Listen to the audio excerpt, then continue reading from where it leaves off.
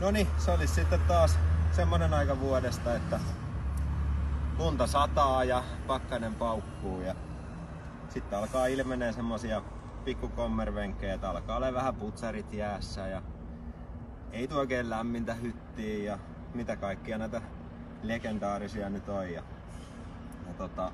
Sitten on tietysti, että moottorin lämmöt ei ihan nouse kohdalle, niin sehän tarkoittaa sitä, että meillä on nykyään tarjolla tänne auton hyönteisverkkoon asennettava viimasuoja. Ja sitähän me kuljetetaan täällä autossa mukana.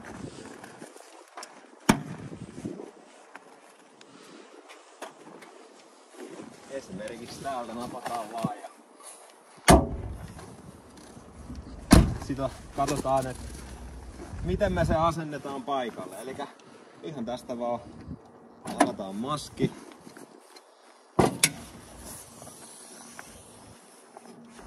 Sitten rappuset alas ja täältä löytyy tää meidän hyönteisverkko, joka on täältä alhaalta kiinnitetty kahdella tämmöisellä hienolla mekanismilla, ja kun me painetaan täältä nämä napit alas, niin saadaan hyönteisverkko sieltä alhaalta irti. Sitten me voidaan nostaa täältä tänne ylös, niin saadaan kivemmin toi viimasuoja sitten asennettua.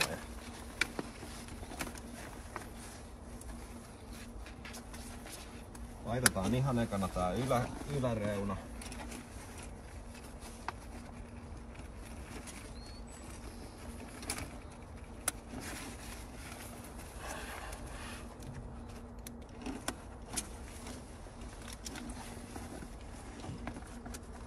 Noin. Sitten seuraava homma onkin se, että me ujutellaan tämä tänne väliin.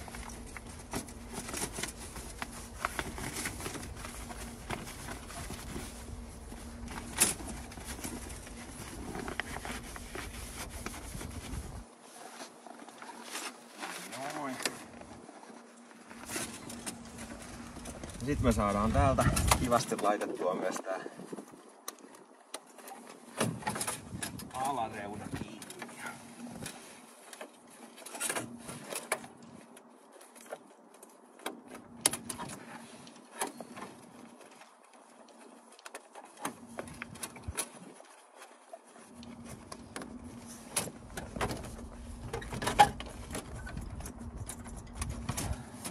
Ja sit vaan painetaan taas noin kiinnikkeet tonne paikalleen.